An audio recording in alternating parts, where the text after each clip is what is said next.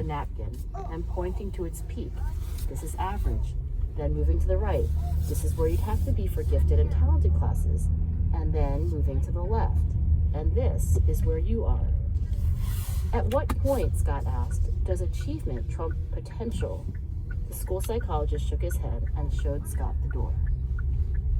That fall, Scott decided he wanted to study this thing called intelligence and come to his own conclusions. He applied to the cognitive science program at Carnegie Mellon University, and he was rejected. The rejection letter did not specify why, of course, but given his stellar grades and extracurricular accomplishments, Scott could only conclude that the impediment was his low SAT scores. Counts twice.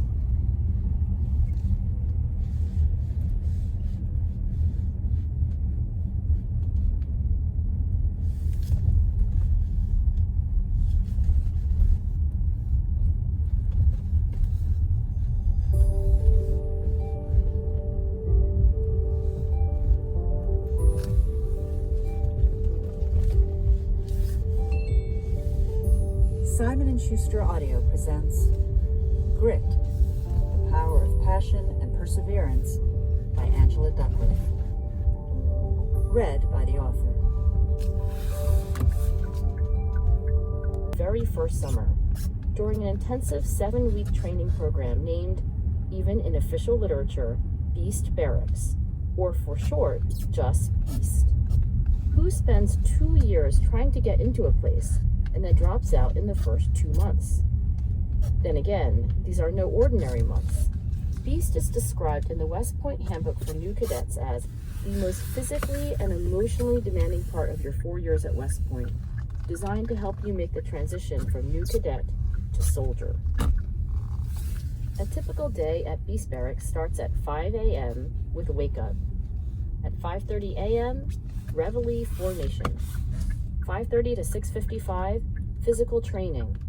6:55 to 7:25 a.m., personal maintenance. At 7:30, breakfast. At 8:30, training and classes, all the way to 12:45. A 15-minute break and then lunch from precisely 1 o'clock to 1:45. At 2 o'clock, more training.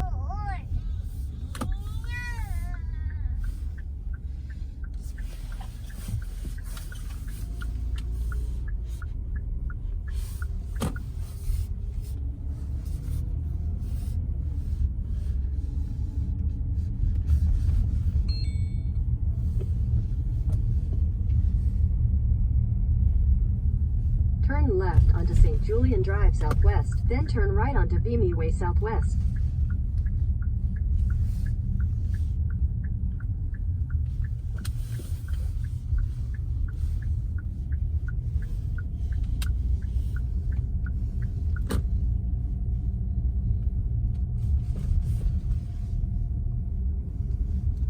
Turn right onto Vimy Way Southwest.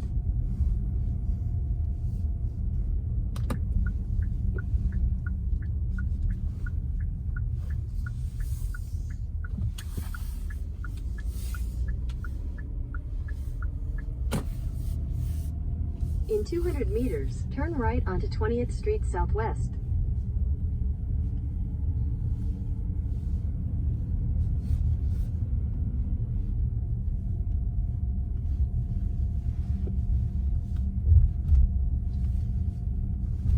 Turn right onto 20th Street Southwest, then turn left onto 42nd Avenue Southwest.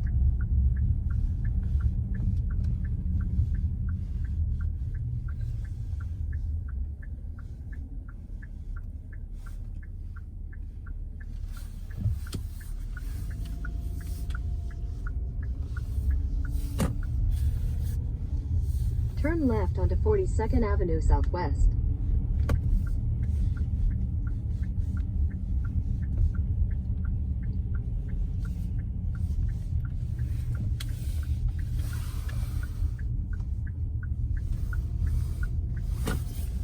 In 600 meters, turn left onto 16th Street Southwest.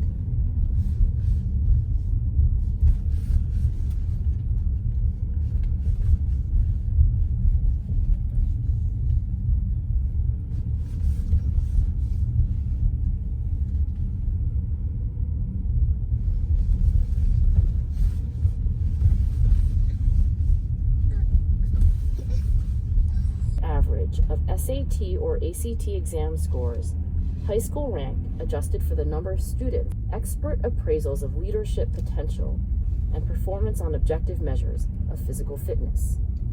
You can think of the whole candidate score as West Point's best guess at how much talent applicants have for the diverse rigors of its 4-year program.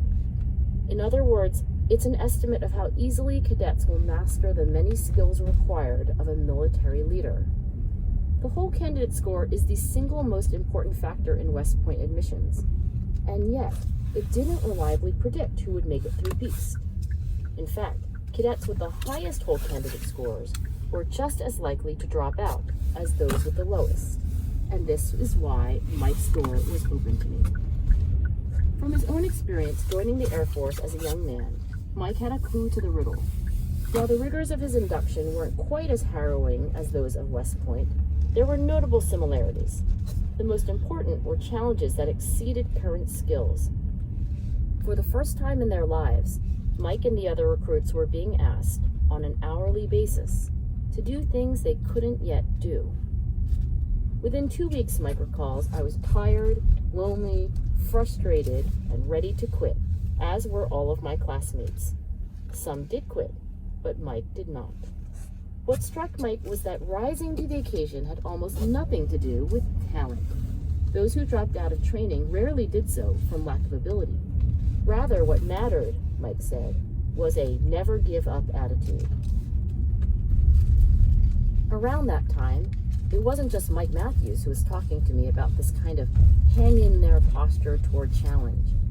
As a graduate student just beginning to probe the psychology of success, I was interviewing leaders in business, art, athletics, journalism, academia, medicine, and law.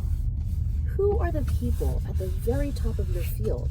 I asked these leaders. What are they like? What do you think makes them special? Some of the characteristics that emerged in these interviews were very field-specific. For instance, more than one business person mentioned an appetite for taking financial risks. You've got to be able to make calculated decisions about millions of dollars and still go to sleep at night, one told me. But this seemed entirely beside the point for artists, who instead mentioned a drive to create. One said, I like making stuff. I don't know why, but I do. In contrast, athletes mentioned a different kind of motivation, one driven by the thrill of victory. Winners, one told me, love to go head-to-head with other people. Winners hate losing. In addition to these particulars, there emerged certain commonalities, and they were what interested me most. No matter the field, the most successful people were lucky and talented. I'd heard that before, and I didn't doubt it. But the story of success didn't end there. Many of the people I talked to could also recount tales of rising stars who, to everyone's surprise, dropped out or lost interest before they could realize their potential. Apparently, it was critically important and not at all easy to keep going after failure. Quote, some people are great when things are going well, but they fall apart when things aren't, unquote. High achievers described in these interviews really stuck it out. Quote, this one guy, he wasn't actually the best writer at the beginning. I mean, we used to read his stories and have a laugh because the writing was so, clumsy and melodramatic. But he got better and better, and last year he won a Guggenheim, unquote. And they were constantly driven to improve. Quote, she's never satisfied.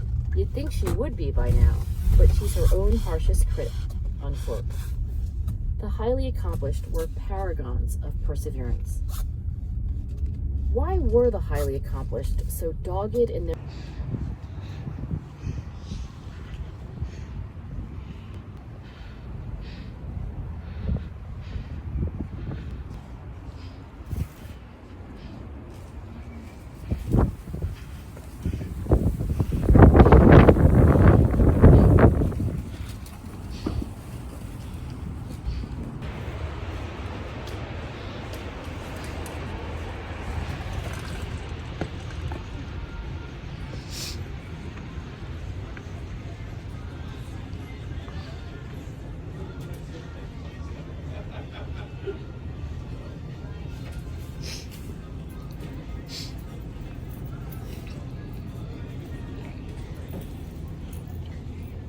opportunity. Thank you.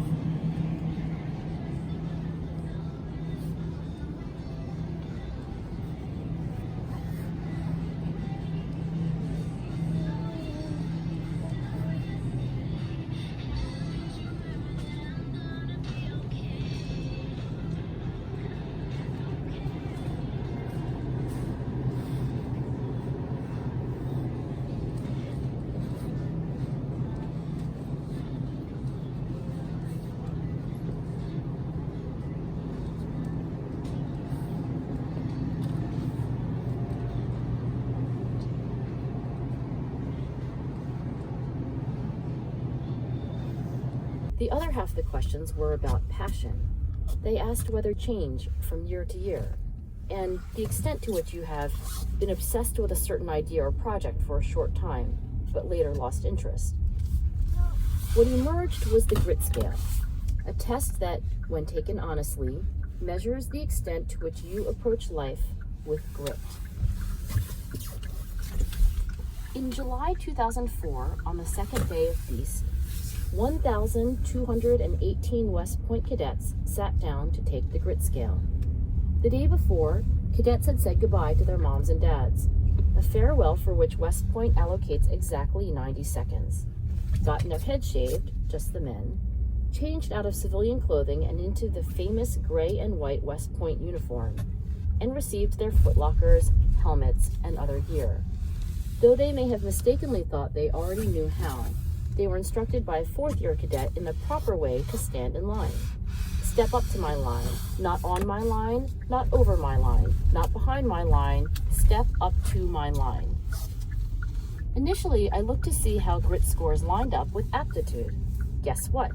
Grit scores bore absolutely no relationship to the whole candidate scores that had been so painstakingly calculated during the admissions process. In other words, how talented a cadet was said nothing about their grit, and vice versa.